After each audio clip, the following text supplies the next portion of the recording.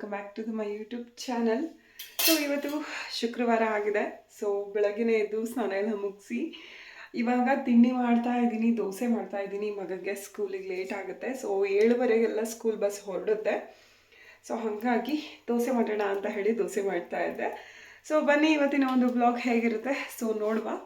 ಹಾಗೆ ಕೊನೆವರೆಗೂ ವ್ಲಾಗ್ನ ನೋಡಿ, ಹೊಸದಾಗಿ ವ್ಲಾಗ್ ನೋಡ್ತಾ ಇರೋರು ದಯವಿಟ್ಟು ಸಬ್ಸ್ಕ್ರೈಬ್ ಮಾಡ್ಕೊಡಿ ಅಂತ ಹೇಳ್ತಾ ಬನ್ನಿ ವ್ಲಾಗ್ನ ಸ್ಟಾರ್ಟ್ ಮಾಡ್ಕೊತೀನಿ. ಸೋಷಲ್ ಮೀಡಿಯಾ ಹೇಗಾಗೋಗಿದೆ ಅಂದರೆ ಒಂದೊಂದು ಸರಿ ತುಂಬ ಬೇಜಾರಾಗುತ್ತೆ ಸೋಷಲ್ ಮೀಡಿಯಾ ಓಪನ್ ಮಾಡೋದಕ್ಕೆ. ಅಂದರೆ ಇನ್ಸ್ಟಾಗ್ರಾಮ್ನ ಓಪನ್ ಮಾಡಿ ನೋಡೋದಕ್ಕೇ, ಬಿಕಾಸ್ ಬರೀ ಆಕ್ಸಿಡೆಂಟ್ಗಳ ಬಗ್ಗೆ ಏನು ಸಿಗುತ್ತೋ ಗೊತ್ತಿಲ್ಲ ಅವ್ರಿಗೆ. ಅಲ್ಲಿ ಹೋಗಿ ವಿಡಿಯೋ ಮಾಡಿಕೊಂಡು ಅದನ್ನೆಲ್ಲ ಪೋಸ್ಟ್ ಮಾಡೋದ್ರಿಂದ ಏನು ಸಿಗುತ್ತೆ, ಇನ್ನೊಬ್ರಿಗೆ ಭಯನ ಜಾಸ್ತಿ ಮಾಡ್ತಾರೆ ಅಷ್ಟೇ. ಇವಾಗ ಹೆಂಗಾಗ್ಬಿಟ್ಟಿದೆ ಅಂದರೆ, ಅಯ್ಯೋ ಮನೇಲೇ ಇದ್ದರೆ ಸಾಕಪ್ಪ, ಹೊರಗಡೆ ಹೋಗೋದೇ ಬೇಡ ಅನ್ನೋ ಹಂಗಾಗ್ಬಿಡುತ್ತೆ. ಅದೆಲ್ಲ ನೋಡಿ ನೋಡಿ ನೋಡಿ ಅದೇ ರೀತಿ. ಯಾಕಂದರೆ ನಾವು ಪಾಸಿಟಿವ್ ಆಗಿ ಥಿಂಕ್ ಮಾಡಿದ್ರೆ, ಪಾಸಿಟಿವ್ ಆಗಿ ಏನಾದರೂ ನೋಡಿದ್ರೆ ಸೊ ಅದನ್ನು ಹಾಗೆ ಅಳವಡಿಸ್ಕೊತೀವಿ. ಅದೇ ನೆಗೆಟಿವ್ ಆಗಿ ಮಾಡಿದ್ರೆ ಸೊ ಸೇಮ್ ಟು ಸೇಮ್ ಇರುತ್ತೆ. ನೆಗೆಟಿವ್ ಆಗಿ ನೋಡ್ತಿದ್ದೀವಿ ಅಂದಾಗ ಅದು ನೆಗೆಟಿವ್ ಇಂಪ್ಯಾಕ್ಟ್ ಮಾಡೇ ಮಾಡುತ್ತೆ. ನಾವೆಷ್ಟೇ ತುಂಬಾ ಗಟ್ಟಿ ಇದ್ರೂ ಕೂಡ, ಇಲ್ಲ ನೆಗೆಟಿವ್ ಆಗಿ ನಾವು ಥಿಂಕ್ ಮಾಡಬಾರ್ದು ಅಂದರೂ ಕೂಡ ಅದು ಎಲ್ಲೋ ಒಂದು ಕಡೆ ನಾವು ನೋಡಿಬಿಟ್ಟಿರ್ತೀವಿ ಆ ದೃಶ್ಯನ. ಸೊ ಅದು ಹಾಗೆ ಬರ್ತಾನೆ ಇರುತ್ತೆ, ರಿಮೈಂಡ್ ಆಗ್ತಾನೇ ಇರುತ್ತೆ ನಮ್ಮ ಮೈಂಡಲ್ಲಿ. ಸೊ ಬರೀ ಅದೇ ಅದು ಏನೇನೋ ಬರೀ ಬ್ಯಾಡ್ ನ್ಯೂಸ್ಗಳು. ಸೊ ಇದರಿಂದ ನಾನು ಬರೀ ಏನು ಸೀರಿಯಲ್ಸ್ದು ಅಥವಾ ಏನಾದರೂ ಒಂದು ನೋಡಿಬಿಟ್ಟು ಪಟ್ ಅಂತ ಹೇಳಿಬಿಟ್ಟು ನಾನು ಸೋಷಲ್ ಮೀಡಿಯಾಯಿಂದ ವಾಪಸ್ ಬಂದುಬಿಡ್ತೀನಿ. ಅಷ್ಟು ಬೇಜಾರಾಗ್ಬಿಟ್ಟಿದೆ ಇನ್ಸ್ಟಾಗ್ರಾಮು. ದಯವಿಟ್ಟು ನನ್ನ ವೀಡಿಯೋಸ್ ಯಾರು ನೋಡ್ತಾ ಇದ್ದರೆ, ನೀವೇನಾದರೂ ಈ ಥರ ಕೆಲಸ ಮಾಡ್ತಾಯಿದ್ರೆ ಅದನ್ನು ಸ್ಟಾಪ್ ಮಾಡಿ. ಯಾಕಂದರೆ ನೀವು ಅಲ್ಲಿ ವೀಡಿಯೋ ಮಾಡಿಕೊಂಡು ಪೋಸ್ಟ್ ಮಾಡೋದ್ರ ಬದಲು ಸೊ ನೀವು ಅಲ್ಲಿರೋರಿಗೆ ಹೆಲ್ಪ್ ಮಾಡಿಕೊಂಡು ನೀವು ಅದು ಏನು ಮಾಡಬೇಕೋ ಮಾಡ್ಕೊಳ್ಳಿ. ಅದನ್ನು ಬಿಟ್ಬಿಟ್ಟು ಅಲ್ಲಿ ವೀಡಿಯೋಸ್ ಎಲ್ಲ ಮಾಡಿಕೊಂಡು ಪೋಸ್ಟ್ ಮಾಡಿಕೊಂಡು ಇರೋರ ನೆಮ್ಮದಿನೂ ಹಾಳು ಮಾಡ್ಕೊತೀರಾ. ಎಷ್ಟೋ ಜನ ಪಾಪ ಡೈಲಿ ಓಡಾಡಬೇಕಾಗಿ ಬರುತ್ತೆ. ಸೊ ವೆಹಿಕಲ್ಗಳಲ್ಲಿ ಡೈಲಿ ಓಡಾಡ್ತಾ ಇರೋರಿಗೆ ಒಂದು ಭಯನ ಸೃಷ್ಟಿ ಮಾಡ್ತಾರೆ. ಏನು ಎಲ್ಲೆಲ್ಲಿಗೆ ಹೋಗ್ತಾ ಇದೆಯಪ್ಪ ಅಂತ ಅನಿಸ್ಬಿಡುತ್ತೆ. ಕೆಲವೊಂದು ವೀಡಿಯೋಸ್ಗಳು ಮಕ್ಳುಗಳ್ದಾಗಿರ್ಬೋದು, ಸ್ಕೂಲ್ಗಳ್ದಾಗಿರ್ಬೋದು, ಸೊ ಅದೆಲ್ಲ ಬರೀ ನೆಗೆಟಿವ್ ಆಗೇ ನೋಡಿ ನೋಡಿ ನೋಡಿ ನಮಗಂತೂ ಯಪ್ಪ ಈ ಸೋಷಲ್ ಮೀಡಿಯಾ ಸವಾಸೆ ಬೇಡ ಅನ್ನೋಷ್ಟು ಆಗ್ಬಿಟ್ಟಿದೆ. ಇವಾಗ ಜಾಸ್ತಿ ನಾನು ಭಗವದ್ಗೀತೆ ಓದೋದಕ್ಕೆ ಶುರು ಮಾಡಿಬಿಟ್ಟಿದ್ದೀನಿ. ಬಿಕಾಸ್ ಈ ಇನ್ಸ್ಟಾಗ್ರಾಮ್ ನೋಡೋದ್ರು ಒಂದೇ, ನೋಡಿಬಿಟ್ಟು ನಮ್ಮ ಮನಸ್ಸನ್ನ ಹಾಳು ಮಾಡ್ಕೊಳ್ಳೋದಕ್ಕಿಂತ ನೋಡದೆ ಇರೋದೇ ಒಳ್ಳೆಯದು ಅನಿಸ್ಬಿಟ್ಟಿದೆ. ನನಗೇನಾದರೂ ಈ ಸ್ಯಾರಿ ಅಪ್ಡೇಟಿಂಗು ಕೆಲವೊಬ್ಬರು ಫಾಲೋವರ್ಸ್ ಮಾಡ್ತಾ ಇರ್ತೀನಿ ಅಲ್ವಾ. ಸೊ ಅವರು ಏನಾದರೂ ಆಫರ್ ಬಿಟ್ಟಿರ್ತಾರೆ ಅಥವಾ ಯಾವ್ದಾದ್ರು ಹೊಸದು ಪ್ಯಾಟರ್ನ ಹಾಕಿದಾರ ಅಂತ ನೋಡೋದಕ್ಕೆ ಓಪನ್ ಮಾಡ್ತೀನಿ. ಇಲ್ಲ ಅಂದರೆ ಸೀರಿಯಲ್ಲು. ಆಫ್ಕೋರ್ಸ್ ನಾನು ಇವಾಗ ಟಿ ವಿ ನೋಡೋದು ತುಂಬಾ ಕಡಿಮೆ. ಸೊ ತುಂಬ ಇಂಪಾರ್ಟೆಂಟ್ ಇರೋವಂಥದ್ದು ಸೀರಿಯಲ್ಗಳಲ್ಲಿ ಹಾಕ್ತಾ ಇರ್ತಾರೆ ಅಲ್ವಾ.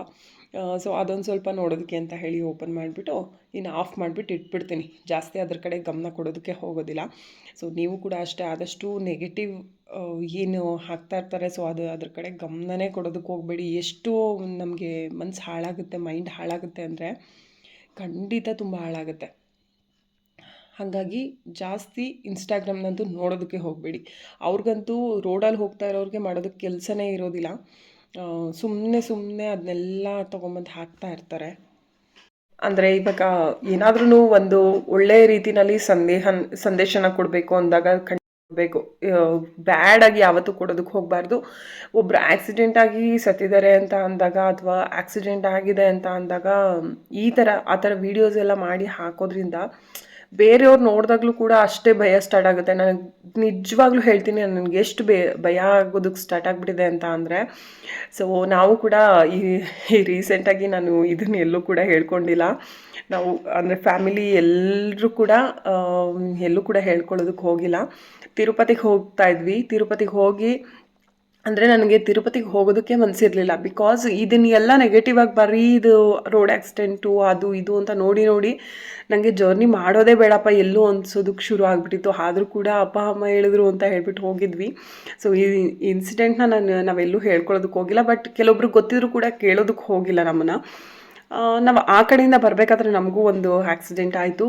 ನಿಜ ಹೇಳಬೇಕು ಅಂದರೆ ಶ್ರೀನಿವಾಸ ಸ್ವಾಮಿ ಖಂಡಿತ ನಮಗೆ ನಾವು ಕೇಳ್ಕೊಂಡಿದ್ದಕ್ಕೆ ಹಾಗೆ ಅವನ ದರ್ಶನ ಮಾಡ್ಕೊಂಡು ಬಂದಿದ್ದಕ್ಕೋ ಏನೋ ಯಾರಿಗೂ ಒಬ್ರಿಗೂ ಕೂಡ ಏನೂ ಏಟಾಗಲಿಲ್ಲ. ಬಟ್ ನನ್ನ ತಂಗಿಗೆ ಸ್ವಲ್ಪ ಏಟಾಗಿತ್ತು ಅಷ್ಟೇ.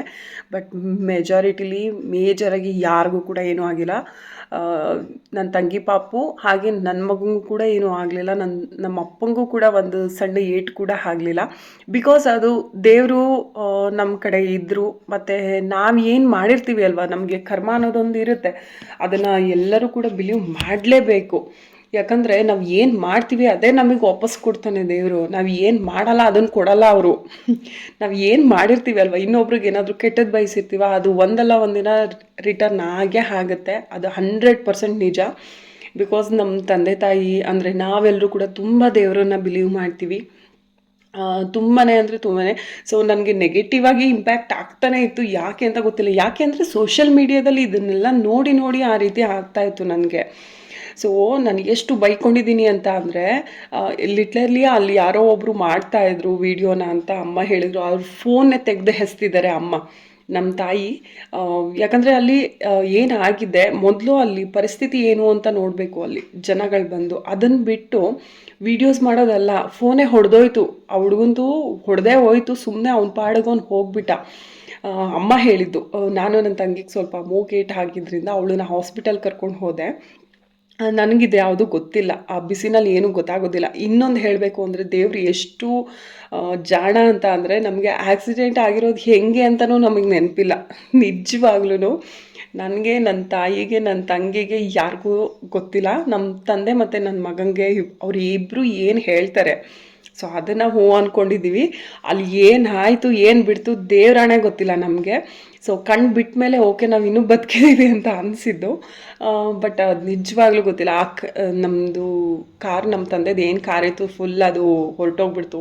ಫ್ರಂಟ್ ಎಲ್ಲ ಫುಲ್ ಹೋಗಿತ್ತು. ಬಟ್ ಆ ಕಾರ್ ನೋಡಿದವ್ರು ಎಲ್ಲರೂ ಕೇಳೋದು ಒಂದೇ, ಈ ಕಾರಲ್ಲಿ ಇದ್ದವ್ರು ಆಕ್ಸಿಡೆಂಟ್ ಆಗಿದೆಯಲ್ಲ ಅವರು ಬದುಕಿದಾರ ಏನಾಗಿದ್ದಾರೆ ಅಂತಲೇ ಕೇಳಿರೋರು ಹೆಚ್ಚಿದ್ರು.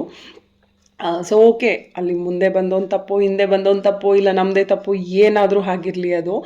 ಬಟ್ ನಿಜವಾಗ್ಲೂ ಈ ಥರ ಮಾತ್ರ ವೀಡಿಯೋಸ್ಗಳನ್ನ ಮಾಡೋದಕ್ಕೆ ಹೋಗಬೇಡಿ. ಎಷ್ಟು ಭಯ ಆಗುತ್ತೆ ಅಂದರೆ ಗಂಡು ಮಕ್ಳುಗಳಿಗೆ ಅಷ್ಟು ಭಯ ಅನಿಸುತ್ತೋ ಇಲ್ವೋ ಗೊತ್ತಿಲ್ಲ. ಬಟ್ ಹೆಣ್ಮಕ್ಳುಗಳಿಗೆ ತುಂಬ ವೀಕ್ ಆಗ್ತಾರೆ ಅದನ್ನೆಲ್ಲ ವೀಡಿಯೋಸ್ಗಳನ್ನ ನೋಡ್ತಾ ಇದ್ದರೆ. ಸೊ ಖಂಡಿತ ದಯವಿಟ್ಟು ಆ ಥರ ವೀಡಿಯೋಸ್ಗಳನ್ನ ಮಾಡೋದಕ್ಕೆ ಹೋಗಬೇಡಿ. ನೀವು ನೋಡ್ತಾ ಇದ್ದೀರಾ, ನೋಡ್ಕೊಳ್ಳಿ, ನಿಮ್ಮ ಪಾಡಿಗೆ ನೀವು ಬನ್ನಿ. ಇಲ್ಲ ವೀಡಿಯೋ ಮಾಡಬೇಕು ಅನ್ನಿಸ್ತಾ ವೀಡಿಯೋ ಮಾಡ್ಕೊಳ್ಳಿ, ನಿಮ್ಮ ಪಾಡಿಗೆ ನೀವು ಇಟ್ಕೊಳ್ಳಿ. ಇನ್ನೊಬ್ರಿಗೆ ಅದನ್ನು ಶೇರ್ ಮಾಡೋದಕ್ಕೆ ಹೋಗಬೇಡಿ.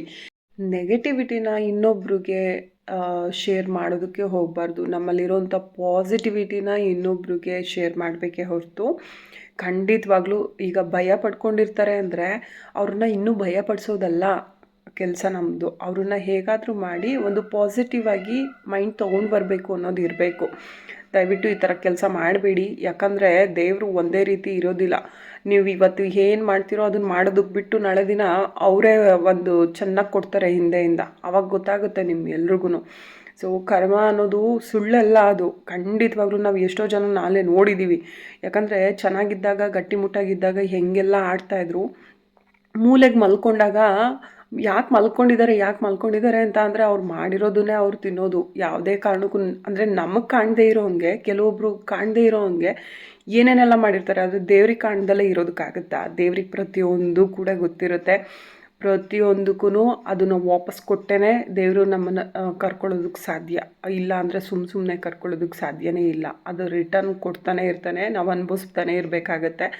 ಸೊ ಆದಷ್ಟು ಪಾಸಿಟಿವಿಟಿನ ಸ್ಪ್ರೆಡ್ ಮಾಡಿ, ನೆಗೆಟಿವಿಟಿನ ದಯವಿಟ್ಟು ಸ್ಪ್ರೆಡ್ ಮಾಡೋದಕ್ಕೆ ಹೋಗಬೇಡಿ. ಯಾಕಂದರೆ ನನಗಂತೂ ಸಿಕ್ಕಾಬಟ್ಟೆ ಇದನ್ನೆಲ್ಲ ನೋಡಿನೇ ಒಂಥರ ಬರೀ ನೆಗೆಟಿವ್ ಥಾಟ್ಸ್ಗಳೇ ನನಗೆ ಬರ್ತಿದ್ದಿದ್ದು.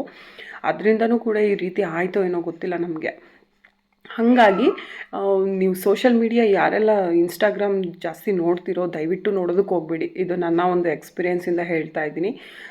ದಯವಿಟ್ಟು ಆದಷ್ಟು ಅದನ್ನು ಕಡಿಮೆ ಮಾಡಿ ಭಗವದ್ಗೀತೆನ ಓದ್ಕೊಂಡು ಕೂತ್ಕೊಳ್ಳಿ. ಇಲ್ಲಾಂದರೆ ಕಣ್ಣು ಮುಚ್ಕೊಂಡು ಧ್ಯಾನ ಮಾಡಿ ಒಂದು ಸ್ವಲ್ಪ ಹೊತ್ತು. ಓಡಾಡ್ಕೊಂಡಿರಿ. ನೇಚರ್ ಮಧ್ಯೆ ಓಡಾಡ್ಕೊಂಡಿದ್ದಷ್ಟು ಒಂಥರ ಪಾಸಿಟಿವ್ ಅಂತಲೇ ಅನಿಸುತ್ತೆ. ಸೊ ಇಷ್ಟನ್ನ ಹೇಳಬೇಕು ಅಂತ ಅನ್ನಿಸ್ತು. ತುಂಬ ದಿವಸದಿಂದ ಅನ್ಕೊತಿದ್ದೆ, ಹೇಳಿರಲಿಲ್ಲ. ಸೊ ಫೈನಲಾಗಿ ಹೇಳಿದೆ. ನೆಕ್ಸ್ಟ್ ವ್ಲಾಗಲ್ಲಿ